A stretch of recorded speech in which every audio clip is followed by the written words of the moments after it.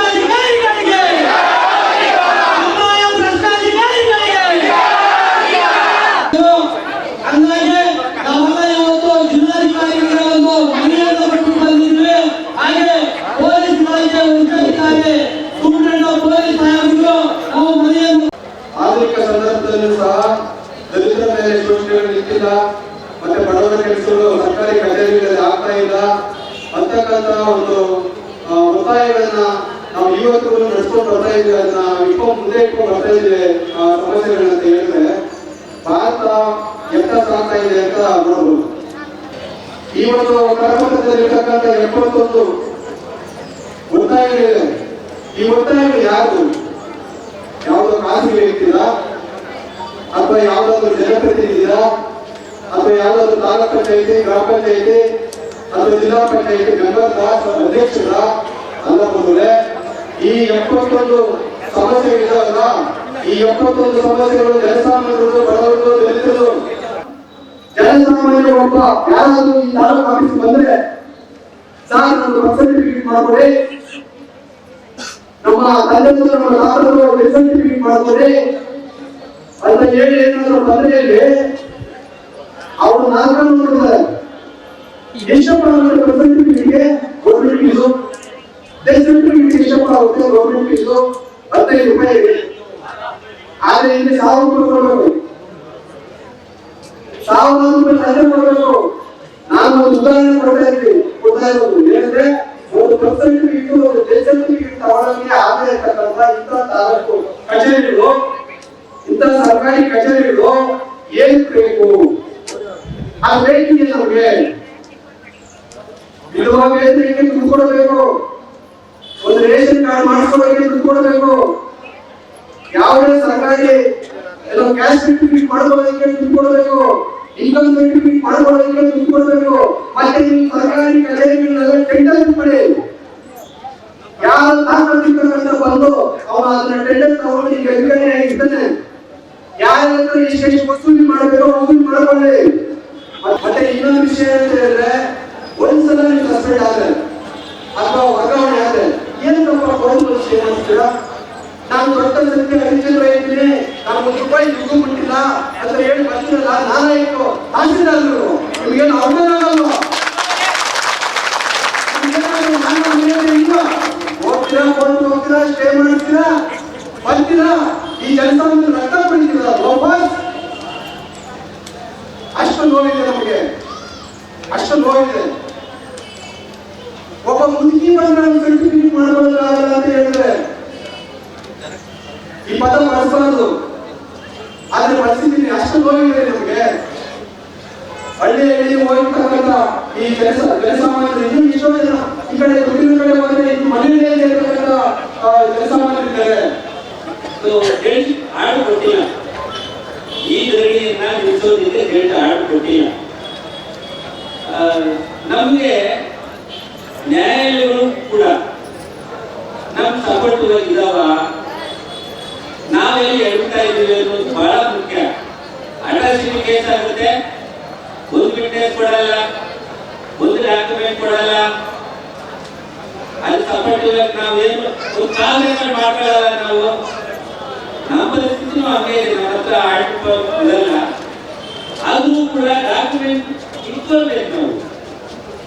ನಾವು ಅನೇಕ ತಿಂಗಳಿಗೆ 2-3 ಅಟ್ರಾಸಿಟಿ ಕೇಸ್ ಆಗ್ತಾ ಇದ್ದಾವೆ, ಒಂದು ಕೇಸು ಕೂಡ ಪನಿಷ್ಮೆಂಟ್ ಇಲ್ಲ. ಮತ್ತೆ ಯಾಕೆ ಮಾಡ್ತಾರೆ ಅಟ್ರಾಸಿಟಿ ಕೇಸ್? ಕಾಂಪನ್ಸೇಷನ್ ತಗೊಳ್ಳಕ್ ಮಾಡ್ತಾ ಇದ್ರ? ಸಮಾಜ ಕಲ್ಯಾಣ ಇಲಾಖೆ ಯಾವುದೋ ಸೈಟ್ ಕೊಡುತ್ತೆ, ಮನೆ ಕೊಡುತ್ತೆ ಅಂತ ಅಟ್ರಾಸಿಟಿ ಕೇಸ್ ಮಾಡ್ತಾ ಇದ್ರ ಅನ್ನೋದನ್ನ ಮೇಲ್ವರ್ಗದವ್ರು ಹೇಳ್ತಾ ಇದ್ದಾರೆ. ನಮ್ಮಲ್ಲಿ ಬಹಳ ಮುಖ್ಯವಾಗಿ ಅಟ್ರಾಸಿಟಿ ಕೇಸ್ ಆಗ್ಬೋದು, ದಲಿತಗಳನ್ನ ಕೇಳ್ಬೋದಾಗ್ಬೋದು, ಲಿಂಕ್ ಪರ್ಸನ್ ಅದನ್ನ ಎಲ್ಲ ಡಿಸೈಡ್ ಮಾಡ್ತಾ ಇದ್ದಾರೆ. ಯಾರು ಸಪೋರ್ಟ್ ಕೊಟ್ಟಿದ್ದಾರೆ ಅವ್ರು ಡಿಸೈಡ್ ಮಾಡ್ತಾ ಇಲ್ಲ. ನಮ್ಗೆ ನೋವಾಗಿದೆ ಅಂತ ಹೇಳಿದ್ರೆ ನಾವೇ ಬಗ್ಗೆ ಯಾವುದೂ ಕೂಡ ಕ್ರಮವನ್ನು ತೆಗೆದುಕೊಳ್ಳುವುದಿಲ್ಲ. ಅದರ ಜೊತೆಗೆ ಒಂದಷ್ಟು ಕೆರೆಗಳನ್ನ ಹುಟ್ಟುವರಿ ಮಾಡ್ಕೊಂಡಿದ್ದಾರೆ, ರಾಜಕಾಲುವೆಗಳನ್ನ ಹುಟ್ಟುವರಿ ಮಾಡ್ಕೊಂಡಿದ್ದಾರೆ. ಅದರ ವಿರುದ್ಧ ಕೂಡ 6 ತಿಂಗಳಿಂದ ಸುಮಾರು ದಾಖಲೆಗಳನ್ನ ಕೊಟ್ಟು ದಾಖಲೆಗಳನ್ನ ಒದಗಿಸಲು ಕೂಡ ಯಾವುದೇ ಕ್ರಮಗಳನ್ನ ತೆಗೆದುಕೊಂಡಿರೋದಿಲ್ಲ. ಅದೇ ರೀತಿ ಇಲ್ಲಿವಾಡಿ ಗ್ರಾಮದ ನಮ್ಮ ಸಹೋದರಿಯರ ಮನೆ ಮುಂಭಾಗ ಇರುವಂತಹ ರಸ್ತೆಯನ್ನು ಅಲ್ಲಿರ್ತಕ್ಕಂಥ ಬರಾಟಿಯರು ಅವರ ಮನೆಗೆ ಹೋಗಲಿಕ್ಕೆ ರಸ್ತೆ ಕೂಡ ಬಿಡದಂತಹ ಪರಿಸ್ಥಿತಿಯಲ್ಲಿ ತಂದು ಒದಗಿಸಿದ್ದಾರೆ. ಬರಾಟಿಯರ ಪರವಾಗಿ ನಮ್ಮ ತಹಶೀಲ್ದಾರ್ ಇರ್ಬೋದು, ಕಂದಾಯ ಇಲಾಖೆ ಇರ್ಬೋದು, ಎಲ್ಲರೂ ಕೂಡ ಬರಾಟಿಯರ ಪರವಾಗಿ ಕೆಲಸ ಮಾಡ್ತಾ ಇದ್ದಾರೆ. ಆದ್ರೆ ನಮ್ಮ ಏಳು ಮಕ್ಕಳ ಪರವಾಗಿ ಯಾವತ್ತೂ ಕೂಡ ಅವರು ಧ್ವನಿ ಎತ್ತಿಲ್ಲ. ಮನೆ ಕೊಟ್ಟಿಲ್ಲ. ನಾವು ಹೋಗಿ ದೊಡ್ಡ ಅಧಿಕಾರಿಗೆ, ಎಸ್.ಪಿ. ನಾಯಕರು ಮತ್ತು ಜಿಲ್ಲಾಧಿಕಾರಿಗೆ ದುಡ್ಡು ನಾವೇ ಹೋಗಿ ನಾಯಕರು ಕೊಟ್ಟು ಬಂದಿರೋದು. ಅವ್ರು ಒಪ್ಪಿದ್ದಾರೆ, ದುಡ್ಡು ನಾವೇ ಮಾಡ್ತೀವಿ, ನೀವು ಹೋರಾಟ ಮಾಡಿ ನಾವು ಮನವಿಯನ್ನ ಸ್ವೀಕರಿಸ್ತೀವಿ ಅನ್ನೋದನ್ನ. ನೀವು ರೇಟು ಆಗಲಿ ಇನ್ನೊಬ್ರು ನಾವು ಒಪ್ಪೋದಿಲ್ಲ. ಅವ್ರ ಪರವಾಗಿ ನಾವು ಇಲ್ಲಿ ಹೋರಾಟ ಮಾಡಬೇಕಾದ್ರೆ ಹಣ ಕೊಟ್ಟಿಲ್ಲ, ಶಕ್ತಿ ಕೊಟ್ಟಿದ್ದಾರೆ. ರೆಡ್ಡಿಗೆ ದಲಿತರ ಶಕ್ತಿ ರೆಡ್ಡಿಗೆ ಬಂತು ಅಂದ್ರೆ ಹೋರಾಟದಲ್ಲಿ 500 ಜನ 5,000 ಜನ ಮಾಡಿದ್ರು. ನಾವು ಇಷ್ಟೇ ಜನ ಸಾಕು, ನಮ್ಗೇನು ಸಾವಿರಾರು ಜನ ಬಂದು ಹೋರಾಟ ಬೆಂಬಲ ಮಾಡಬೇಕನ್ನೋದೇನಿಲ್ಲ. ಬಾಬಾ ಸಾಹೇಬ್ ಅಂಬೇಡ್ಕರ್ ಅವರ ಒಂದೇ ಒಂದು ಫೋಟೋ ನಮ್ಮ ಮುಂದೆ ಇದ್ರೆ ಸಾಕು, ನಮ್ಮ 1,000 ಜನ ಇದೆ. ಒಂದು ಕಡೆ ಇವತ್ತು ಏನು 71 ಡಿಬೇಟ್ ಇಟ್ಟು ಒಂದು ದಿವಸ ಹೋರಾಟ ಮಾಡ್ತಾ ಇದ್ದೀವಿ. ಅದೇ ರೀತಿ ಒಂದಷ್ಟಕ್ಕೆ ಆಗಲ್ಲ ಅವ್ರನ್ನ ಏನು ನಮ್ಮೋದು ಮಾಡಿದ್ರ ಈಗ ಎಲ್ಲ ಎಷ್ಟೋ ಜನ ಬಡವಿದ್ದಾರೆ, ಕೂಲಿ ಕಾರ್ಮಿಕರಿದ್ದಾರೆ, ಆಟೋಗಳಿದ್ದಾರೆ. ಅವರೆಲ್ಲ ಅವ್ರಿಗೆ ಏನು ಮಾಡಲ್ಲ. ಅದೇ ರೀತಿ ಒಂದಷ್ಟು ಅವ್ರನ್ನ ಮನೆ ಕೊಡ್ಬೇಕಂತ ನಾವು ಮನೆಯಲ್ಲಿ ಕೊಡ್ತಾ ಇದೀವಿ. ಅದೊಂದು ವಿಚಾರ. ಇನ್ನೊಂದು ವಿಚಾರ, ಬಡವರಿಗಿಂತ ಅತಿ ಹೆಚ್ಚು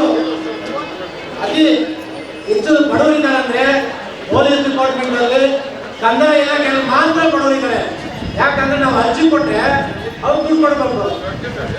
ಪೊಲೀಸ್ ಡಿಪಾರ್ಟ್ಮೆಂಟು ಒಂದು ಕಂಪ್ಲೇಂಟ್ ಕೊಟ್ಟರೆ, ಒಂದು ಸುಳ್ಳು ತೆಗೆದು ತಿಳ್ಕೊಂಡಿದ್ದಾರೆ ಅಂದರೆ ಕಂಪ್ಲೇಂಟ್ ಕೊಟ್ಟರೆ ಅವರಿಗೆ ದುಡ್ಡಿಲ್ದಿರ ದುಡ್ಡು ಕೊಡ್ಬೇಕಂತ ಡಿಸೈಡ್ ಮಾಡಿ ನಾವು ದುಡ್ಡು ಕೊಡ್ಬೋದು ಆಡ್ ಮಾಡ್ಕೊಳ್ತೀವಿ. ಯಾಕಂದ್ರೆ ತಾಲೂಕು ಆಫೀಸು ಪೊಲೀಸ್ ಡಿಪಾರ್ಟ್ಮೆಂಟ್ಗಳಲ್ಲಿ ಈ ರೀತಿ ಆಗ್ಬಿಟ್ಟಿದೆ. ನಾವು ದುಡ್ಡು ಕೊಟ್ಟರೆ ಮಾತ್ರ ಕೆಲಸ ಆಗುತ್ತೆ, ಇಲ್ಲಾಂದ್ರೆ ಇಲ್ಲ. ಮತ್ತೆ ಸರ್ಕಾರದ ಅಧಿಕಾರಿಗಳು ಯಾಕಿರ್ಬೇಕು ಅಂತ ಸರ್ಕಾರದಲ್ಲಿ ಈಗ ಕಂದಾಯ ಇಲಾಖೆಯಲ್ಲಿ ಹಾಕಿರ್ಬೇಕು, ಪೊಲೀಸ್ ಇಲಾಖೆಯಲ್ಲಿ ಹಾಕಿರ್ಬೇಕಾಗಿತ್ತು. ಹಾಗಿದ್ರೆ ದುಡ್ಡು ಮಾಡೋಕ್ಕಿದ್ರೆ ಯಾವ್ದಾದ್ರು ರಿಯಲ್ ಎಸ್ಟೇಟ್ ಆಫೀಸ್ ಮಾಡ್ಕೋಬೇಕಾಗಿತ್ತು. ಇವತ್ತು ನಾವು ಕಷ್ಟಪಟ್ಟು ನಾವು ಕೊಂಡು ಭೂಮಿನ ಒಂದು ಸೈಟ್ ಇಟ್ಕೊಂಡಿದ್ರೆ ಅದನ್ನು ಕಿತ್ಕೊಂಡ್ರೆ ಅಂದ್ರೆ ಒಂದು ಸಮಸ್ಯೆ ಆಗೈತೆ, ನಮ್ಗೆ ತೊಂದರೆ ಆಗೈತೆ ಅಂತ, ದಲಿತರ ಮೇಲೆ ದೌರ್ಜನ್ಯ ಆಗೈತೆ ಅಂತ ಇವತ್ತು ಹೋಗಿ ನಾವು ಕಂಪ್ಲೇಂಟ್ ಕೊಟ್ರೆ ನೀವು ಅಟ್ರಾಸಿಟಿ ಕೇಸ್ ಬುಕ್ ಮಾಡೋದಕ್ಕೆ ಒಂದು ತಿಂಗಳು ತಗೋತೀರಾ. ಮತ್ತೆ ಅವ್ರನ್ನ ಅರೆಸ್ಟ್ ಮಾಡೋದೇ ಇಲ್ಲ ಅಂದ್ರೆ ನಿಮ್ ಕಮಿಟ್ಮೆಂಟ್ ಏನು ಅಂತ. ಒಬ್ಬ ತಹಸೀಲ್ದಾರ್ ಇದುವರೆಗೂ ಬಂದು ಒಂದು ಅಟ್ರಾಸಿಟಿ ಕೇಸ್ ಆಗಿದೆ, ಅವ್ರ ಮನೆ ಬಂದು ಅವ್ರ ಹತ್ರ ಬಂದು ಏನಾಗೈತೆ ಅಂತ ಇನ್ಚಾರ್ಜ್ ಆಗೋ ಯೋಗ್ಯತೆ ಇಲ್ಲ. ಒಬ್ಬ ಸಮಾಜ ಕಲ್ಯಾಣ ಇಲಾಖೆ ಅಧಿಕಾರಿ ಇವತ್ತು ಒಂದು ಏನಾಗಿದೆ ಆ ಬಡವರಿಗೆ ಅಂತ ಬಂದು ನೋಡೋಕೆ ಯೋಗ್ಯತೆ ಇಲ್ಲ. ಇವರಂತ ಲೀಡರು, ಇವರು ಒಬ್ಬ ಅಧಿಕಾರಿಗಳಂದ್ರೆ ನಮ್ಗೆ ಹೇಳ್ಕೊಳ್ಳೋದು ಅವಮಾನ. ವರ್ಗ ನಿರ್ಲಕ್ಷ್ಯಕ್ಕೆ ನಾವೇನು ಒಂದು ಸಾರಿ ಅಧಿಕಾರಿಗಳಿಗೆ ಅರ್ಜಿ ಕೊಟ್ಟು ನಮ್ಮ ಪ್ರಾಬ್ಲಮ್ ಸಾಲ್ವ್ ಆಗುತ್ತಿದೆ ಅಂತ ಹೇಳಿ ಸಾಲ್ವ್ ಆಗಿಲ್ಲ ಅಂತ ಹೇಳ್ಬಿಟ್ಟು ಒಂದು ಸಾರಿ ಅರ್ಜಿ ಕೊಟ್ಟು ನಾವು ಬಂದಿದ್ದೀವಿ, ಹೋರಾಟಕ್ಕೆ ಬಂದಿಲ್ಲ. ಪಂಚಾಯತಿ ಲೆವೆಲಿಂದ ಹಿಡಿದು ತಾಲೂಕು ಆಫೀಸ್ವರೆಗೂ ಜಿಲ್ಲಾಧಿಕಾರಿಗಳಿಂದ ತನಕ ಅರ್ಜಿಗಳನ್ನ ನಮ್ಮ ಅರ್ಜಿಗಳನ್ನ ಕೊಟ್ಟು ನಮ್ಮ ಸಮಸ್ಯೆಗಳು ಬಗೆಹರಿದ ಕಾರಣಕ್ಕೋಸ್ಕರವಾಗಿ ನಾವು ಹೋರಾಟವನ್ನು ರೂಪಿಸಿದ್ವಿ. ಈ ದಿನ ಒಂದು 10 ದಿನ ಹಿಂದೆ ಜಿಲ್ಲಾಧಿಕಾರಿಗಳನ್ನ ಭೇಟಿ ಮಾಡಲಿಕ್ಕೆ ಹೋಗಿದ್ವಿ. ಸಾರಿ ಒಂದು ಹೋರಾಟ ಮಾಡ್ತಾ ಇದ್ವಿ. ನಮ್ಮ ತೊಂದರೆಗಳು, ಕುಂದುಕೊರತೆಗಳು, ನಮ್ಮ ಡಿಮ್ಯಾಂಡ್ಸ್ ಇದೆ ಅಂತಂದ್ರೆ ಆ ಒಬ್ಬ ಜಿಲ್ಲಾಧಿಕಾರಿ ಎಷ್ಟು ನಯವಂಚಕ ಜಿಲ್ಲಾಧಿಕಾರಿ ಅಂತಂದ್ರೆ, ಎಷ್ಟು ಭ್ರಷ್ಟ ಜಿಲ್ಲಾಧಿಕಾರಿ ಅಂತಂದ್ರೆ ಹೇಳಿಕೆ ಆಗ್ಲಿ ಬಂಧುಗಳೇ. ಯಾಕಂತಂದ್ರೆ ನಾನು ಎಲ್ಲ ತಾಲೂಕುಗಳಿಗೂ ಬರ್ಲಿಕ್ಕಾಗಲ್ಲ ರೀ,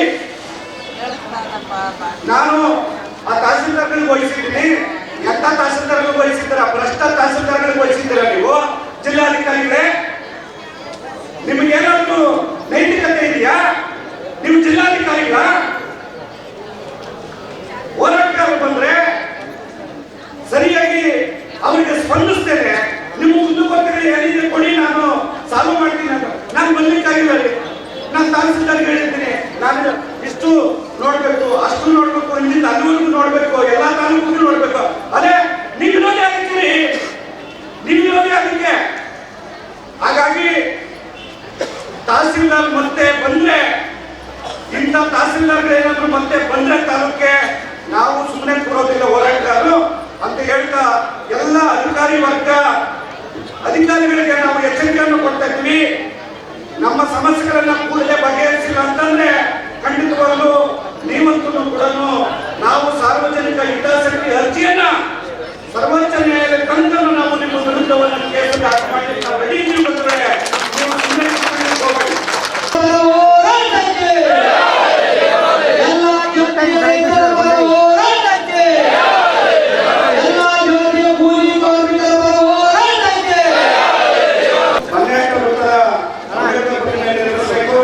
ತಾಲೂಕು ದಂಡಾಧಿಕಾರಿಗಳ ಸಭೆಯನ್ನು ಕರೆಯಬೇಕು ಮತ್ತು ಈ ಸಭೆಗೆ ಎಲ್ಲ ಇಲಾಖೆಯ ಅಧಿಕಾರಿಗಳು ಹಾಜರಾಗಿರಬೇಕು.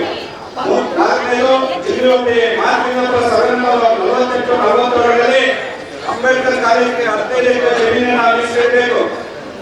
5ನೇದು ಪರಿಶಿಷ್ಟ ಕಾಯ್ದೆಯಲ್ಲಿ ದೂರು ದಾಖಲಾದ ತಕ್ಷಣ ತಪ್ಪಿತಸ್ಥರನ್ನ ಕೂಡಲೇ ಬಂಧಿಸಬೇಕು. 6ನೇದು 18 ಪೊಲೀಸ್ ಠಾಣೆಯಲ್ಲಿ ಪ್ರವೀಣ್ ಕುಮಾರ್ ಅವರ ಪ್ರಕರಣ ಸಂಖ್ಯೆ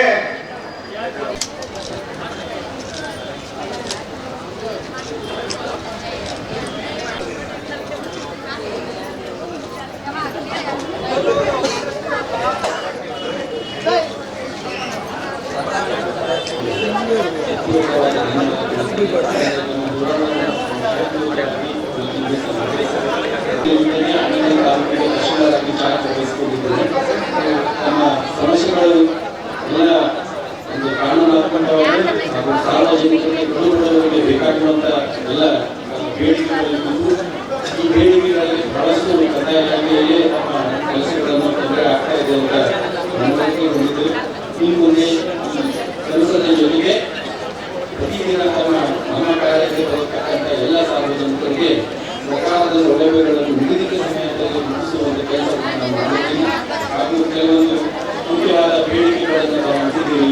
ಈ ಅಂಬೇಡ್ಕರ್ ಕಾಲೇಜ್ ಸಲುವಾಗಿ ಹಾಗೂ ಹಕ್ಕುಪತ್ರಗಳ ಒಂದು ಸಲುವಾಗಿ ಈ ಹಕ್ಕುಪತ್ರವನ್ನು ಅಕ್ಟೋಬರ್ನಲ್ಲಿ ನಾನೇ ರೆಸ್ಪಾನ್ಸಿಬಿಲಿಟಿ ಹಾಗೂ ಒತ್ತಾಯ ಮಾಡಿ ಸಭೆಯನ್ನು ಮಾಡಿದ್ದೀವಿ. ಆ ಸಭೆಗೂ ಸಹ ಇಲ್ಲಿ ಕೆಲವೊಂದು ಮುಖಂಡರು ಸಹ ಬಂದಿದ್ದು ಆ ಸಭೆಯಲ್ಲಿ ಏನೇ ಉಪಯೋಗ ಆಗದೇ ಇರೋದ್ರಿಂದ ಕಾನೂನಾತ್ಮಕವಾಗಿ ಅಭಿಪ್ರಾಯ ಪಡೆಯಲು ಜುಡಿಷಿಯರಿಗೆ ಈ 18 ವ್ಯಾಪ್ತಿಯ ಪ್ರದೇಶವನ್ನು ತೆಗಿಬೇಕು ಅಥವಾ ಏನು ಆಗಬೇಕು ಅಥವಾ ಸರ್ಕಾರಕ್ಕೆ ನೀಡಿದಂಥ ಹಕ್ಕುಪತ್ರಗಳನ್ನು ನೀಡಬೇಕು ಅನ್ನೋ ಬಗ್ಗೆ ದಲಿತ ಹಾಗೂ ಪ್ರಗತಿಪರ ಹೋರಾಟ ಸಮಿತಿಯ ಎಲ್ಲ ಪದಾಧಿಕಾರಿ ಮತ್ತು ಆನೇಕಲ್ ತಾಲೂಕಿನ ಸಾಕಷ್ಟು ಮುಖಂಡರು ಈ ಒಂದು ಪ್ರತಿಭಟನೆಯಲ್ಲಿ ನಾವು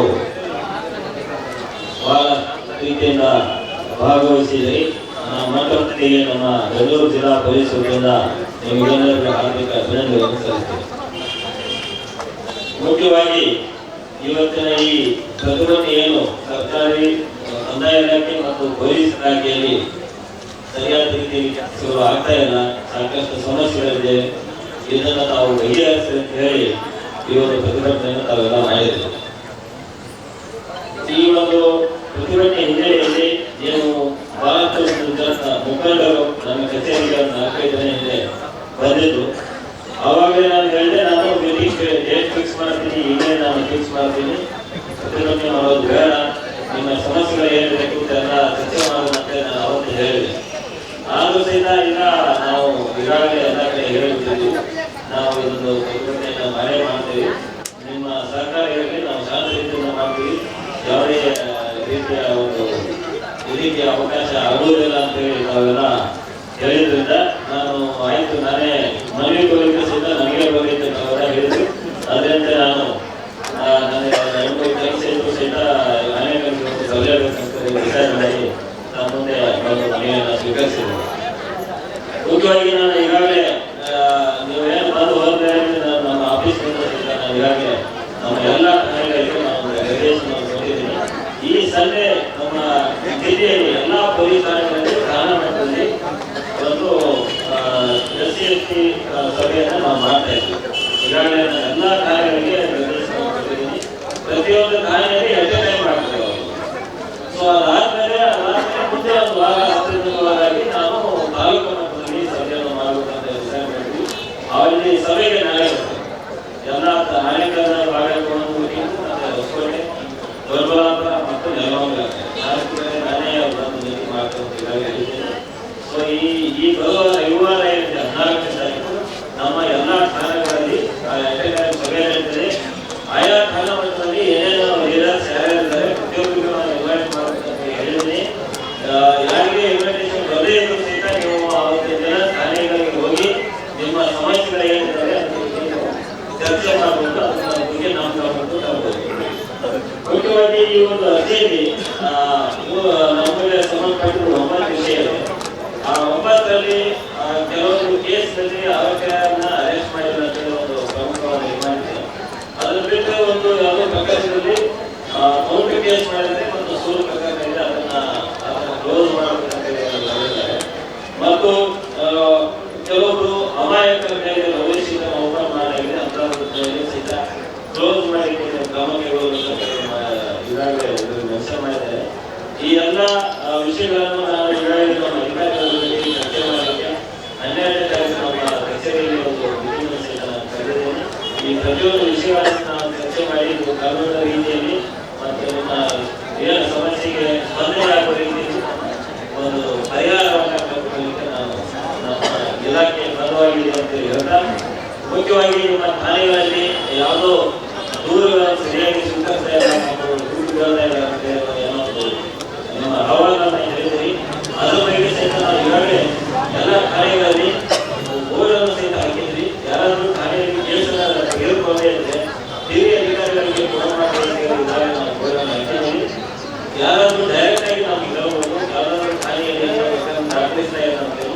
ಅದರ ಬಗ್ಗೆ ನಾವು ಸೂಕ್ತ ಕ್ರಮವನ್ನು ಕೈಗೊಳ್ತೀವಿ ಮತ್ತು ಯಾವ ಅಧಿಕಾರಿ ನಿರ್ಲಕ್ಷ್ಯ ನಿಮ್ಗೆ ಯಾರಾದರೂ ಈಗಾಗಲೇ ನಾವು ಎಲ್ಲ ಕಡೆ ನಿರ್ದೇಶನ ಕೊಟ್ಟಿದ್ವಿ. FIR ತಗೊಳ್ಳಿಕ್ಕೆ ಯಾವುದೇ ವಿದ್ಯಾರ್ಥಿ ಮಾಡೋದು ಬೇಡ ಅಂತೇಳಿ ನೀವು ಯಾವ್ದಾದ್ರು ನಮ್ಮ FIR ಆಗ್ತಾ ಇಲ್ಲ ಅಂತ ನೇರವಾಗಿ ನಮಗೆ ಕರೆ ಮಾಡಿ ಅಥವಾ DSP ಇದ್ದಾರೆ, SMS ಇದ್ದಾರೆ, ಅವರಿಗೆ ಕರೆ ಮಾಡಿ ನಿಮ್ಮ ಏನು ದೂರ ಇದೆ ಅದನ್ನು ಸಹಿತ ಅವರಿಗೆ ಸಹಿತ ಸಲ್ಲಿಸಬಹುದು. ಮತ್ತೊಮ್ಮೆ ನೀವೆಲ್ಲ ಇವತ್ತು ಶಾಂತ ರೀತಿಯಿಂದ ಈ ಒಂದು ಪ್ರತಿಭಟನೆಯಲ್ಲಿ ಭಾಗಿಯಾಗಿ ನಮ್ಮ ಇಲಾಖೆಗೆ ಸಹಕರಿಸಿದೆ. ಎಲ್ಲರಿಗೂ ಎಲ್ಲ ಮುಖಂಡರಿಗೂ ನಾನು ನಮ್ಮ ಜಿಲ್ಲಾ ಪರಿಷತ್ತಿನಿಂದ ಅಭಿನಂದನೆ ಸಲ್ಲಿಸಿ ದಲಿತ ಮೀಟಿಂಗ್ ಅಂತ ತಿಂಗಳು ಒಂದ್ಸರಿ ಇವಾಗ ನೀವು ಹೇಳ್ಬೇಕು ಒಂದು ತಿಂಗಳು ಕರೀತಾರೆ, ಮತ್ತೆ ಮನೆಯಲ್ಲೇ ಬಿಟ್ಬಿಡ್ತಾರೆ. ನೀವು ಖಂಡಿತವಾಗ್ಲೂ ತಿಂಗಳಿಗೋ 2 ತಿಂಗಳಿಗೋ ತಾಲೂಕು ಮಟ್ಟದಲ್ಲಿ ಎಲ್ಲ ಸ್ಟೇಷನ್ ಅವ್ರನ್ನ ಕಳಿಸಿ ಒಂದು ಮೀಟಿಂಗ್ ಮಾಡಿ ಅವ್ರನ್ನ ಚುಟ್ಬಿಡಿಸಿ. ಯಾಕಂದ್ರೆ ಈ ಇಲಾಖೆ ಬಡಸ್ಪರವಾಗಿ ಕೆಲಸ ಮಾಡಬೇಕು ಹೊರತು ಬಡವರಿಗೆ ಪರವಾಗಿಲ್ಲ. ಖಂಡಿತವಾಗ್ಲೂ ದಲಿತ ಮೀಟಿಂಗ್ಗಳು ತಿಂಗಳಿಗೊಂದ್ಸರಿ ಖಂಡಿತವಾಗಿ ಮಾಡಬೇಕು. ಅದನ್ನು ನೀವು ಗಮನಿಸಬೇಕು. ನಾವು ನಿಮ್ಮಲ್ಲಿ ಮನವಿ ಮಾಡ್ಕೊಳ್ತೀವಿ.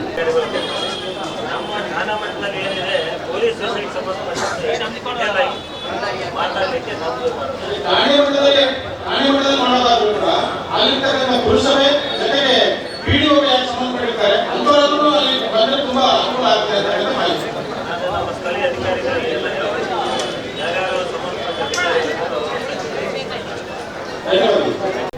ಮಾಧ್ಯಮ ಮಿತ್ರರೇ ಹಾಗೂ ಎಲ್ಲ ದಲಿತ ಪರ ಹೋರಾಟದ ನಾಯಕರುಗಳೇ, ಏನು ಇವತ್ತು ಆನೇಕಲ್ ತಾಲೂಕು ಪಂಚಾಯಿತಿಯಿಂದ ತಾಲೂಕು ಕಚೇರಿಯವರೆಗೆ ಒಂದು ಕಾಲ್ನಡಿಗೆ ಜಾಥಾ ಅಥವಾ ಬೃಹತ್ ಹೋರಾಟವನ್ನು ಹಮ್ಮಿಕೊಂಡಿದ್ವಿ.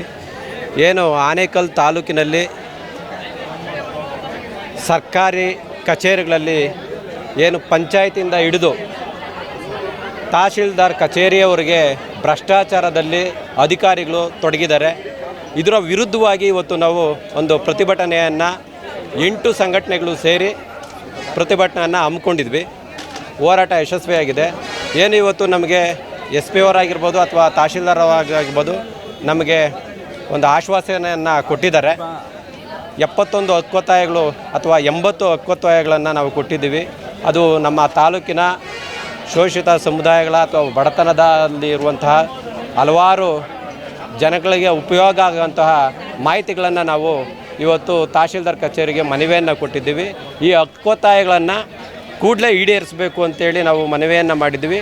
ಅವರು 1 ರಿಂದ 2 ತಿಂಗಳ ಒಳಗಡೆ ಏನಾದರೂ ಈ ಹಕ್ಕೊತ್ತಾಯಗಳನ್ನು ನಮಗೆ ಒದಗಿಸ್ಕೊಟ್ಟಿಲ್ಲ ಅಂದರೆ ಮುಂದಿನ ದಿನಗಳಲ್ಲಿ ಇಡೀ ತಾಲೂಕಿನಾದ್ಯಂತ ಎಲ್ಲ ದಲಿತ ಮತ್ತು ಪ್ರಗತಿಪರ ಹೋರಾಟಗಳ ಜೊತೆ ಒಗ್ಗೂಡಿ ಎಲ್ಲ ಸಂಘಟನೆಗಳು ಒಗ್ಗೂಡಿ ಇಡೀ ತಾಲೂಕಿನನ್ನು ಬಂದ್ ಮಾಡೋಂಥ ಕೆಲಸ ಮಾಡ್ತೀವಿ.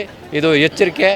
ಮತ್ತು ಇಲ್ಲಿ ಏನು ನಮ್ಮ ಆನೇಕಲ್ ತಾಲೂಕಿನ ಶಾಸಕರು ಇರ್ಬೋದು, ಇದು ಮೀಸಲು ಕ್ಷೇತ್ರ ಆಗಿರೋದ್ರೂ ಕೂಡ ಯಾವುದೇ ದಲಿತರಿಗೆ ಸಮಸ್ಯೆಗಳು ಹೆಚ್ಚಾಗ್ತಿದೆ. ಇದ್ರ ಬಗ್ಗೆ ಶಾಸಕರು ಮೌನ ವಹಿಸಿದ್ದಾರೆ. ಅದು ಯಾಕೆ ಅಂತ ನಮ್ಗೆ ಅರ್ಥ ಆಗ್ತಿಲ್ಲ. ಏನು ಮುಂದಿನ ದಿನಗಳಲ್ಲಿ ಇದೇ ರೀತಿ ಏನಾದರೂ ನಮ್ಮ ದಲಿತರ ಮೇಲೆ ಅಥವಾ ಶೋಷಿತರ ಮೇಲೆ ದಬ್ಬಾಳಿಕೆಗಳು ಹೆಚ್ಚಾಗ್ತಿದ್ದಾವೆ. ನೀವು ಕೂಡಲೇ ಇದ್ರ ಬಗ್ಗೆ ಎಚ್ಚೆತ್ತುಕೊಂಡಿಲ್ಲ ಮಾನ್ಯ ಶಾಸಕರು, ನಿಮ್ಮ ವಿರುದ್ಧ ಮುಂದಿನ ದಿನಗಳಲ್ಲಿ ಹೋರಾಟವನ್ನು ನಾವು ಸಜ್ಜು ಮಾಡೋವಂಥ ಕೆಲಸ ಮಾಡ್ತೀವಿ ಅಂತ ನಿಮ್ಗೆ ಎಚ್ಚರಿಕೆಯನ್ನು ಕೊಡ್ತಾಯಿದ್ದೀವಿ. ಈ ತಾಲೂಕಿನಲ್ಲಿ ಸುಮಾರು ವರ್ಷಗಳಿಂದ ಮನೆಗಳು ಕಟ್ಕೊಂಡಿದ್ದಾರೆ, ಹಕ್ಕುಪತ್ರ ಕೊಡ್ತಾಯಿಲ್ಲ. ಅವರು ಎಷ್ಟು ದಿನ ಬಂದು ಇದು ಸುಮಾರು ವರ್ಷಗಳಿಂದ ಹೋರಾಟ ಮಾಡ್ತಾಯಿದ್ರು, ಇದುವರೆಗೂ ಕೊಡ್ತಾಯಿಲ್ಲ. ಮಾತ್ರ ನಮ್ಮ ಓಟ್ ಮಾತ್ರ ಬೇಕು, ನಮಗೆ ಹಕ್ಕುಪತ್ರ ಕೊಡೋವಂಥದ್ದು ಇಲ್ಲ. ಕಾರಣ ಏನಂತ ನೀವು ಕೇಳಬೇಕು. ನಾವು ಒಬ್ಬರೇ ಕೇಳೋದಕ್ಕಿಂತ ಮಾಧ್ಯಮ ಮಿತ್ರರು ಕೂಡ ಕೇಳಬೇಕು. ನಿಮಗೂ ಹಕ್ಕಿದೆ. ಇವತ್ತು IIM ಕಾಲೇಜ್ಗೆ 100 ಎಕರೆ ಜಮೀನು ಕೊಟ್ಟಿದ್ದಾರೆ. ಇಡೀ ದೇಶದಲ್ಲಿ ಎಲ್ಲಿ ಇಲ್ಲ. ನಮ್ಮ ಆನೇಕಲ್ ತಾಲೂಕು ಜಿಗಣಿ ಹೋಬಳಿನಲ್ಲೇ ಮಾತ್ರ ಇರೋದು. ಈಗ ಅಲ್ಲಿ ಸುಮಾರು ವರ್ಷಗಳಿಂದ 100 ವರ್ಷಗಳಿಂದ ಉಳುಮೆ ಮಾಡ್ಕೊಂಡಿರುವಂಥ SC STಗಳು OBCಗಳು ಅವರೆಲ್ಲ ಇವತ್ತು 53 ಹಾಕ್ಕೊಂಡು ಅದನ್ನೇ ಉಳ್ಕೊಂಡು ತಿನ್ಕೊಂಡಿದ್ದಾರೆ. ಆದರೆ ಈಗ ಅವ್ರಿಗೆ ಆದೇಶ ಮಾಡ್ತಾರೆ, ಅಲ್ಲಿ ಹಕ್ಕುಪತ್ರ ಕೊಡ್ಬೋದಾಗಿತ್ತು. ಉಳುವವನ ಭೂಮಿ ಆಗ್ತಲ್ಲ, ಇಲ್ಲ ಹೊಸ ಆಕ್ಟ್ ಯಾವುದೋ ಮಾಡಿ ಅವ್ರಿಗೆ ಇವತ್ತು ಹಕ್ಕುಪತ್ರ ಕೊಟ್ಟಿದ್ರೆ ಈ ಸರ್ಕಾರಗಳನ್ನು ನೆನೆಸ್ಕೊಂಡು ಇವತ್ತು ಊಟ ಮಾಡ್ತಾಯಿದ್ರು, ಬದುಕ್ತಾಯಿದ್ರು. ಇವತ್ತು ಎಲ್ಲರಿಗೂ ತೊಂದರೆ ಆಗ್ತಾಯಿದೆ. ಕಾರಣ ಇವರು ಈ ಜಮೀನುಗಳನ್ನು ಒಡೆಯೋ ಉದ್ದೇಶದಿಂದ ಇವತ್ತು 18 ಕಿಲೋಮೀಟ್ರ್ BBMPಯಿಂದ 18 ಕಿಲೋಮೀಟ್ರ್ ಅಂತ ಲಿಮಿಟೇಷನ್ ಮಾಡಿಬಿಟ್ಟು ಇವತ್ತು ಬಡವರ ಜಮೀನು ಕಿತ್ಕೊಳ್ಳೋದಕ್ಕೆ ನಾನಾ ರೀತಿ ಹುನ್ನಾರ ಮಾಡಿದ್ದಾರೆ. ಅದನ್ನು ಮುಂದಿನ ದಿನಗಳಲ್ಲಿ ಅದನ್ನು ವಜಾ ಮಾಡಿ ಅದು ರೈತರಿಗೆ ಹಕ್ಕುಪತ್ರ ಕೊಡಬೇಕು. ಮತ್ತು ಭೂತಾನಹಳ್ಳಿ ಸರ್ವೆ ನಂಬರಲ್ಲಿ 1952-53ರಲ್ಲಿ ಮೈಸೂರು ಮಹಾರಾಜರ ಕಡೆಯಿಂದ ಅವ್ರಿಗೆ ಆದೇಶ ಆಗಿರ್ತದೆ, ಹಕ್ಕುಪತ್ರ ಕೊಟ್ಟಿದ್ದಾರೆ, ಪಟ್ಟ ಭೂಮಿ ಕೊಟ್ಟಿದ್ದಾರೆ. ಮತ್ತು ಎಲ್ಲ ದಾಖಲಾತಿಗಳು ಇದ್ದರೂ ಕೂಡ ಇವತ್ತು ಕಿರು ಅರಣ್ಯ ಸೇರಿದೆ ಅಂತ ಹೇಳ್ಬಿಟ್ಟು ಆ ಬಡವರ ಮೇಲೆ ಹೊಟ್ಟೆ ಮೇಲೆ ಹೊಡೆದು ಇವತ್ತು 185 ಎಕರೆ ಜಮೀನು ಕಿತ್ಕೊಂಡಿದ್ದಾರೆ. ಆ ಬಡವರಿಗೆ ಅದ್ರ ಪರಿಹಾರ ಏನೂ ಕೊಟ್ಟಿಲ್ಲ, ಇಲ್ಲ ಅದ್ರ ಪರ್ಯಾಯ ವ್ಯವಸ್ಥೆ ಬೇರೆ ಏನೂ ಮಾಡಿಲ್ಲ. ಹಾಗಾಗಿ ದಲಿತರ ಆಸ್ತಿಗಳೆಲ್ಲ ಕಿತ್ಕೊಂಡ್ಬಿಟ್ರೆ ಈ ದೇಶದಲ್ಲೇ ಹುಟ್ಟಿ ಈ ದೇಶದಲ್ಲೇ ಬೆಳೆದಿರೋ ಅಂಥ ಜನ ಇವತ್ತು ಎಲ್ಲಿಗೆ ಹೋಗಬೇಕು? ಮತ್ತು ಈ ತಾಲೂಕು ಆಫೀಸ್ ಇರ್ಬೋದು, ಈ ರೆವಿನ್ಯೂ ಕಂದಾಯ ಇಲಾಖೆ ಮತ್ತು ಪೊಲೀಸ್ ಇಲಾಖೆ ಭೂಮಾಲೀಕರ ಪರವಾಗಿ ಕೆಲಸ ಮಾಡೋಂಗಿದ್ರೆ ಮತ್ತು ಅವರು ಇವತ್ತು ಬಟ್ಟೆ ಬಿಚ್ಚಿಬಿಟ್ಟು ರಾಜಾರೋಷವಾಗಿ ರಿಯಲ್ ಎಸ್ಟೇಟ್ ಮಾಫಿ ಮಾಡ್ಬೋದಾಗಿತ್ತು. ಮತ್ತು ಬೇರೆ ಇಷ್ಟೆಲ್ಲ ಮಾಡ್ತಾ ಇದ್ದಾರಲ್ಲ, ಇದು ಕಣ್ಣು ಮುಚ್ಕೊಂಡು ಯಾಕೆ ಸರ್ಕಾರ ಕೂತಿದೆ, ಪೊಲೀಸ್ನವ್ರು ಕೂತಿದ್ದಾರೆ, ಮತ್ತು ಮೀಡಿಯಾದವರು ಸಹ ನೀವು ಯಾಕೆ ಆ ಪ್ರಶ್ನೆ ಕೇಳ್ತಾ ಇಲ್ಲ? ಯಾಕಂದರೆ ನಿಮ್ಗೇನು ಕಣ್ಣು ಕಾಣಿಸ್ತಾ ಇಲ್ವಾ? ಒಬ್ಬ ದಲಿತ ಒಂದು ತುಂಡು ಭೂಮಿ ಕಳ್ಕೊಂಡಿದ್ದಾನಂತ ಒಂದು ಕಂಪ್ಲೇಂಟ್ ಕೊಟ್ಟರೆ ಇವತ್ತಿಗೂ ಆ ಕಂಪ್ಲೇಂಟ್ನ ತಗೊತಾರೆ. ಆ ಕಂಪ್ಲೇಂಟ್ FIR ಮಾಡಬೇಕಾದ್ರೆ ತಿಂಗಳಗಟ್ಟಲೆ ಸತಾಯಿಸ್ತಾರೆ. ಕಾರಣ ಏನಂತ ನಮಗೂ ಗೊತ್ತಾಗ್ತಾಯಿಲ್ಲ. ಅದು ಹಿಂದೆ ಬೇರೆ ಬೇರೆ ಥರ ಗೊತ್ತಾಗ್ತದೆ, ಅದು ನಿಮಗೂ ಗೊತ್ತಿರಬೇಕು. ಯಾಕಂದರೆ ನೀವು ಅದನ್ನು ಪ್ರಶ್ನೆ ಮಾಡಬೇಕು. ಒಂದು ಕಂಪ್ಲೇಂಟ್ ಕೊಟ್ಟಾಗ, ಸ್ಟೇಷನಲ್ಲಿ ಕಂಪ್ಲೇಂಟ್ ಕೊಟ್ಟಾಗ ಗೊತ್ತಿರ್ತದೆ, ಯಾರೋ ಸಹಜವಾಗಿ ಸಾರ್ವಜನಿಕವಾಗಿ ಹೇಳ್ತಾರೆ. ಮಾಧ್ಯಮ ಮಿತ್ರರು ನೀವು ಕೇಳಬೇಕಾಗುತ್ತೆ. ಇವತ್ತು ಪೊಲೀಸ್ನವರು ಅಟ್ರಾಸಿಟಿ ಕೇಸ್ ಬುಕ್ ಆಗಿದ ತಕ್ಷಣವೇ ಸುಪ್ರೀಂ ಕೋರ್ಟ್ ಆದೇಶ ಏನಿದೆ, ಅರೆಸ್ಟ್ ಮಾಡಬೇಕಂತ ಇದೆ. ಈಗ ರಿಯಲ್ ಎಸ್ಟೇಟ್ ಮಾಫಿಗಳನ್ನ ಯಾಕೆ ಅರೆಸ್ಟ್ ಮಾಡ್ತಾಯಿಲ್ಲ? ಅವರು ಇವತ್ತು ರೌಡಿಗಳನ್ನ ಬೆಳೆಸ್ತಾ ಇದ್ದಾರೆ. ರೌಡಿಗಳನ್ನ ಬಿಟ್ಟು ಕಾಂಪೌಂಡ್ಗಳಾಗಿಸಿ ದುಡ್ಡು ಕೊಟ್ಟು ಲಕ್ಷ ಅವ್ರಿಗೆ ಅಕೌಂಟ್ಗಳಿಗೆ ಹಾಕಿ ಇವತ್ತು ಒಂದು ತುಂಡು ಭೂಮಿನ, ಒಬ್ಬ ಬಡವನ ಜಮೀನನ್ನ ಇವತ್ತು ರೌಡಿಗಳನ್ನ ಕಳಿಸಿ ಕಾಂಪೌಂಡ್ಗಳು ಹಾಕ್ಕೊತಾ ಇದ್ದಾರೆ. ಅದಕ್ಕೆಲ್ಲ ಅಧಿಕಾರ ಯಾರು ಕೊಟ್ಟರು? ಅವ್ರಿಗೆಲ್ಲ ಪೊಲೀಸ್ ಡಿಪಾರ್ಟ್ಮೆಂಟ್ಗೆ ಗೊತ್ತಿಲ್ವಾ? ಇವತ್ತು ಪೊಲೀಸ್ ಇಲಾಖೆಯಲ್ಲಿ ಒಬ್ಬ ರೌಡಿ ಶೀಟರ್ ಇರ್ತಾನೆ, ಒಂದು 10 ವರ್ಷ 12 ವರ್ಷ 15 ವರ್ಷದ ಹಿಂದೆಯೇ ಅವ್ರ ಕೇಸ್ಗಳು ಮುಕ್ತಾಯ ಆಗಿರ್ತದೆ. ಅವ್ರನ್ನ ಪದೇ ಕರ್ಕೊಂಬಂದು ಒಬ್ಬ ಎಲ್ಲ ರೌಡಿಗಳ ಜೊತೆಯಲ್ಲಿ ನಿಲ್ಲಿಸಿ ಅವ್ರಿಗೆ ಅವಮಾನ ಮಾಡಿ ಅವರು ಸಾರ್ವಜನಿಕವಾಗಿ ಬದುಕೋದು ಬೇಡವಾ? ಅವ್ರಿಗೂ ಹೆಂಡತಿ ಮಕ್ಕಳಿಲ್ವಾ? ಅವ್ರಿಗೆ ಯಾಕೆ ಆ ರೀತಿ ಮಾಡ್ತಾಯಿದ್ದಾರೆ? ಅದನ್ನೆಲ್ಲ ಬೇರೆ ಯಾರು ಪ್ರಶ್ನೆ ಮಾಡೋಂಗಿಲ್ವಾ? ಮತ್ತು ನಾವು ವೋಟ್ ಹಾಕಿದ ಜನನೂ ಪ್ರಶ್ನೆ ಮಾಡೋಂಗಿಲ್ಲ, ಅಧಿಕಾರಿಗಳು ವೋಟ್ ತಗೊಂಡು ಅಧಿಕಾರಿಗಳನ್ನು ಪ್ರಶ್ನೆ ಮಾಡೋಂಗಿಲ್ಲ. ಮತ್ತು ಪೊಲೀಸ್ನವರು ಅದು ಯಾಕೆ ಮಾಡ್ತಾಯಿದ್ದಾರೆ ಅಂತ ಕೇಳಿದ್ರೆ ಮತ್ತು ಅವ್ರ ಮೇಲೆ ಕೇಸ್ಗಳು ಬೀಳುತ್ತೆ. ಯಾಕೆ ಸರ್ ನಮ್ಮನ್ನು ನಾವು ಬದುಕ್ತಾ ಇದ್ದೀವಿ, ನೇರವಾಗಿ ಬದುಕ್ತಾ ಇದ್ದೀವಲ್ಲ, ಇವತ್ತು ನಾವೆಲ್ಲೋ ಇದ್ದೀವಿ, ಮತ್ತು ನಮ್ಮನ್ನು ಯಾಕೆ ಕರಿತೀರಾ, ಎಲ್ಲರ ಮುಂದೆ ನಿಲ್ಲಿಸ್ತೀರಾ ಅಂತ ಹೇಳಿದ್ರೆ ಅವ್ರ ಮೇಲೆ ಕೇಸ್ ಹಾಕ್ತೀವಿ ಅಂತ ಹೇಳ್ತಾರೆ. ಅವ್ರನ್ನ ಎದುರಿಸ್ತಾರೆ. ಯಾಕೆ ಆ ಪ್ರಕೃತಿ ನಡೀತಾ ಇದೆ ಪೊಲೀಸ್ ಡಿಪಾರ್ಟ್ಮೆಂಟಲ್ಲಿ ಅಂತ ಗೊತ್ತಿಲ್ಲ. ಇಲ್ಲಿ ಆನೇಕಲ್ಲಲ್ಲಿ ಒಂದು ಬ್ರಾಂಚಲ್ಲಿ ಚಿಟ್ ಫಂಡ್ ಬ್ರಾಂಚಲ್ಲಿ ಇವತ್ತು ಖಾಲಿ ಚೆಕ್ಗಳನ್ನು ತಗೊಂಡು ಅವ್ರ ಮೇಲೆ ಮಾನಸಿಕ ಒತ್ತಡಗಳನ್ನು ನೀಡಿ ದುಡ್ಡು ಕೊಡಬೇಕಂತ 1 to 2 ಹಾಕಿ ಅವ್ರಿಗೆ ಲಕ್ಷಾಂತರ ರೂಪಾಯಿ ವಸೂಲಿ ಮಾಡ್ತಾರೆ. ಅವರು ಸಾಯೋ ಪರಿಸ್ಥಿತಿಯಲ್ಲಿದ್ದಾರೆ. ಅವ್ರ ಮೇಲೆ ಕೂಡಲೇ ಅವರ ಮೇಲೆ ಕಾನೂನು ಕ್ರಮ ಕೈಗೊಂಡು ಅವ್ರನ್ನ ಅರೆಸ್ಟ್ ಮಾಡಬೇಕು. ಇಲ್ಲ ಅಂದರೆ ಆನೇಕಲ್ ಸ್ಟೇಷನ್ ಮುಂದ್ಗಡೆ ಪ್ರತಿಭಟನೆ ಮಾಡ್ತೀವಿ. ಅದಕ್ಕೂ ನಾವು ಸಿದ್ಧರಿದ್ದೀವಿ. ಯಾಕಂದರೆ ಈ ತಾಲೂಕಿನ ಜನ ಓಟ್ ಕೊಡ್ತಾರೆ. ನಮಗೆ ಗೆದ್ದಂಥ ಅಧಿಕಾರಿಗಳು ನಮಗೆ ಕಷ್ಟ ನುಷ್ಟರ ಪ್ರಾಣ ಮಾನ ಎಲ್ಲ ಕಾಪಾಡ್ತಾರೆ ಅಂತ ಹೇಳ್ಬಿಟ್ಟು ಅವರು ಇವತ್ತು ಓಟ್ ಹಾಕ್ತಾರೆ. ಅದಕ್ಕೆ ಅವ್ರಿಗೆ ತುಂಬ ಅನ್ಯಾಯ ಆಗ್ತಾಯಿದೆ. ಹಾಗಾಗಿ ಯಾರು ಸುಮ್ಗೆದ್ರೂ ನಾವು ದಲಿತ ಸಂಘಟನೆಗಳವರು ಸುಮ್ಗಿರಲ್ಲ. ಯಾಕಂದರೆ ನಾವು ಅಂಬೇಡ್ಕರ್ ವಾರಸ್ದಾರರಾಗಿ ನಾವು ಇವತ್ತು ಹೋರಾಟ ಮಾಡ್ಕೊಂಡು ಬಂದು ಸುಮಾರು ವರ್ಷಗಳಿಂದ ಮಾಡಿದ್ದೀವಿ, ಮುಂದೇನೂ ಮಾಡ್ತೀವಿ. ಹಾಗಾಗಿ ಮುಂದಿನ ದಿನಗಳಲ್ಲಿ ನಾವು ಹೇಳಿರೋ ಬೇಡಿಕೆಗಳು ಇವತ್ತು ಏನಿದೆಯೋ, ಇವತ್ತು SP ಸಾಹೇಬರು ಬಂದು ಮನವಿ ತಗೊಂಡಿದ್ದಾರೆ, ತಹಸೀಲ್ದಾರು DC ಸಾಹೇಬರ ಪರವಾಗಿ ಬಂದು ಮನವಿ ತಗೊಂಡಿದ್ದಾರೆ. ಅವ್ರಿಗೆ ಧನ್ಯವಾದಗಳು. ಇವತ್ತು 1 ತಿಂಗಳ ಒಳಗಡೆ, ಬರೋ ತಿಂಗಳ 10ನೇ ತಾರೀಕು ಒಳಗಡೆ ಅವರು ಎಲ್ಲ ಸಭೆ ಕರೆಸಿ ನಮ್ಮನ್ನು ಸಮಸ್ಯೆಗಳನ್ನು ಸಾಲ್ವ್ ಮಾಡದೇ ಇದ್ದರೆ ಮಾರ್ಚ್ 10ನೇ ತಾರೀಕು ಆನೇಕಲ್ ತಾಲೂಕು ಬಂದ್ಗೆ ಕರೆ ಕೊಡ್ತೀವಿ. ಇಡೀ ಎಲ್ಲ ಆನೇಕಲ್ ತಾಲೂಕಿನ ಸಂಘಟನೆಗಳೆಲ್ಲ ಸೇರಿಸಿ ಬಂದ್ಗೆ ಕರೆ ಕೊಡ್ತೀವಿ ಅಂತ ಹೇಳಿ ನನ್ನ 2 ಮಾತಾಡೋಕ್ಕೆ ಇಷ್ಟಪಡ್ತೀನಿ. ಜೈ ಭೀಮ್. ಗಂಡ ಬೇಡ ಭೂಮಿ ಬೇಕಂತೇಳಿ 70ರ ದಶಕದ ಚಳುವಳಿಯನ್ನು ಪ್ರಾರಂಭ ಮಾಡಿದ್ದೀವಿ. ಇವತ್ತು ನಾವೆಲ್ಲರೂ ಕೂಡ ಹಳ್ಳಿಗಳಲ್ಲಿ ಇವತ್ತು ಅವಿದ್ಯಾವಂತರು ಆಗಿದ್ದಾರೆ. ಇವತ್ತು ಸರ್ಕಾರಗಳು ಇವತ್ತು MA BA ಪದವಿ ಪಡೆದವ್ರಿಗೆ ಇವತ್ತು ಉದ್ಯೋಗ ಕೊಡ್ತಾ ಇಲ್ಲ, ಉಳುವವನಿಗೆ ಭೂಮಿ ಕೊಡ್ತಾ ಇಲ್ಲ, ಉಳುವ ಮನೆ ಇರೋದಕ್ಕೆ ನಿವೇಶನ ಕೊಡ್ತಾ ಇಲ್ಲ.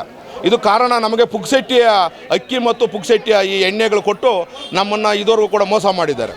ಇಂಥ ಮೋಸಗಳಿಗೆ ಮೋಸ ಹೋಗಿ ಜನ ಇವತ್ತು ಎಲ್ಲರೂ ಕೂಡ ಇವತ್ತು ನಮಗೆ ಒಂದು ಹಕ್ಕುಪತ್ರ ಕೊಟ್ಟಿಲ್ಲ. ಇದುವರೆಗೂ 70 ವರ್ಷಗಳ ಕಳೆದರೂ ಕೂಡ ಆ ಹಕ್ಕುಪತ್ರಗಳನ್ನು ಇದುವರೆಗೂ ವಿತರಣೆ ಮಾಡಿಲ್ಲ. ಇವತ್ತು ಈ ತಾಲೂಕಲ್ಲಿ ದುರಂತ ನಮ್ಮದು ಏನಂದರೆ, ಈ ತಾಲೂಕಲ್ಲಿ 4 ಬಾರಿ BJP ಶಾಸಕರಿದ್ದರು, ಇದು 3 ಬಾರಿ ಕಾಂಗ್ರೆಸ್ ಶಾಸಕರು 3ನೇ ಬಾರಿ ಇದ್ದಾರೆ. ಇವತ್ತು ನಾವು ಅವರೆಲ್ಲ ಸರಿ ಅಂತ ಇವ್ರನ್ನ ತಂದರೂ ಕೂಡ ಇವರು ಕೂಡ ಅದೇ ರೀತಿ ಮೀನಾಮೇಷ ಎಣಿಸ್ತಾ ಇದ್ದಾರೆ. ಇಂಥ ದುರಂತನ ಈ ತಾಲೂಕಲ್ಲಿ ನಮಗೆ ಬಂದಿದೆ. ಯಾಕಂದರೆ ಇವತ್ತು ನಿವೇಶನಗಳಿಲ್ಲ ನಮ್ಮ ತಾಲೂಕಲ್ಲಿ, ಸರಿಯಾದ ಭೂಮಿ ಇಲ್ಲ, ಸರಿಯಾದ ರಸ್ತೆ ಇಲ್ಲ, ಸರಿಯಾಗಿ ಇವತ್ತು ಹೇಳ್ತಾರೆ ರಸ್ತೆಗಳ ಅಭಿವೃದ್ಧಿ ಅಂತ ಒಂದು ಕಡೆ ಹೇಳ್ತಾರೆ. ಎಲ್ಲಿ ರಸ್ತೆ ಅಭಿವೃದ್ಧಿ? ಇವತ್ತು ಹಳ್ಳಿಗಾಡುಗಳಲ್ಲಿ ಹೋದರೆ ಇವತ್ತು ಜನಗಳು ಬಿದ್ದು ಸಾಯ್ತಾ ಇದ್ದಾರೆ. ಅಂಥ ರಸ್ತೆಗಳನ್ನ ಅಭಿವೃದ್ಧಿ ಮಾಡಿದ್ದೆ ಅಂತೇಳಿ ರಸ್ತೆಗಳನ್ನ ಅಭಿವೃದ್ಧಿ ತೋರಿಸ್ತಾರೆ. ಇವತ್ತು ಎಷ್ಟು ಜನಕ್ಕೆ ಹಕ್ಕುಪತ್ರ ನೀಡಿದ್ದಾರೆ, ಎಷ್ಟು ಜನಕ್ಕೆ ಇವತ್ತು ಭೂಮಿ ಕೊಟ್ಟಿದ್ದಾರೆ.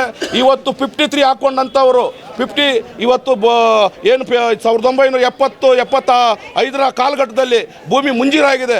ಇದುವರೆಗೂ ಕೂಡ ಅವರಿಗೆ ಸರ್ವೆ ಮಾಡಿ ಪೋಡಿ ಮಾಡಿಕೊಡೋಂಥದ್ದು ಆಗಲಿಲ್ಲ. ಕಾರಣ ಇವತ್ತು ಸರ್ಕಾರಗಳು ಲೂಟಿ ಮಾಡೋದ್ರಲ್ಲಿ ಆಗಿದ್ದಾವೆ. ಸರ್ಕಾರ ಲೂಟಿ ಮಾಡೋದ್ರಲ್ಲಿ ಎಕ್ಸ್ಪ್ರೆಸ್ ಆಗಿದೆ. ಇಂಥ ಸರ್ಕಾರಗಳ ವಿರುದ್ಧ ಕರ್ನಾಟಕ ದಲಿತ ಸಂಘರ್ಷ ಸಮಿತಿ, ಭೀಮವ ಅನೇಕ ಸಂಘಟನೆಗಳು ಎದ್ದಿದ್ದಾವೆ. ಅದೇ ರೀತಿ SC/ST ಏನು ಭೂಮಿಯನ್ನು ಇವತ್ತು SC/ST DC ಕಮಿಷನರ್ ಆಯೋಗದಿಂದ ಆದೇಶ ಹೊರಡಿಸಿದ್ರು ಕೂಡ ಇವತ್ತು ಇವತ್ತು ಇಲ್ಲಿನ ತಹಸೀಲ್ದಾರರು ಮತ್ತು ಇವರು ಇದನ್ನು ಖಾತೆ ಮಾಡೋಕ್ಕೆ ಮೀನಾಮೇಷ ಎಣಿಸ್ತಾ ಇದ್ದಾರೆ. ಕಾರಣ ಯಾಕೆ SC/STಗಳ ಭೂಮಿಗಳನ್ನು ಇವತ್ತು ಖಾತೆ ಮಾಡೋಕ್ಕಾಗಿಲ್ಲ? ಕಾರಣ ನಮಗೆ ಬಂದಿದೆ. ಈ ತಾಲೂಕಲ್ಲಿ ಒಂದು ವೇಳೆ ನೀವೇನಾದರೂ 2 ತಿಂಗಳು 3 ತಿಂಗಳು ಗಡುವು ತಗೊಂಡಿದ್ದೀರಿ, ಒಂದು ವೇಳೆ ಈ ಲೋಕಸಭಾ ಚುನಾವಣೆ ಬರೋಷ್ಟರೊಳಗಡೆ ಏನಾದ್ರು ಭೂಮಿ ಹಂಚಿಲ್ಲ, ನಾವು ಉಗ್ರವಾದ ಹೋರಾಟ ಮಾಡ್ತೀವಿ. ಈ ತಾಲೂಕಿನ ಈಗಾಗಲೇ ನಮ್ಮ ಗೆಳೆಯರೆಲ್ಲ ಹೇಳಿದ್ದಾರೆ ಬಂದು ಕರೆ ಕೊಡ್ತೀವಿ ಅಂತೇಳಿ. ನಾವು ಬಂದು ಕರೆ ಕೊಡಲ್ಲ. NH7ಗಳಲ್ಲಿ ನಿಂತ್ಕೊಂಡು ಕಲ್ಲೋಡಿ ಅಂತ ಕೆಲಸ ಮಾಡ್ತೀವಿ, ಜೈಲು ಬರೋ ಚಳವಳಿ ಮಾಡ್ತೀವಿ. ನಾವು ಇದಕ್ಕೆ ಯಾವುದು ಕೂಡ ನಾವು ಅಂಜೋದಿಲ್ಲ. ಇಂಥ ಹೋರಾಟಗಳನ್ನು ನಾವು ಮಾಡೇ ಮಾಡ್ತೀವಿ, ತೀರ್ಮಾನ ತಗೊತೀವಿ ಅಂತೇಳಿ ನನ್ನ ಮಾತನ್ನು ಮುಗಿಸ್ತಾ ಇದ್ದೀನಿ. ಜೈ ಭೀಮ್, ಜೈ ಭಾರತ್.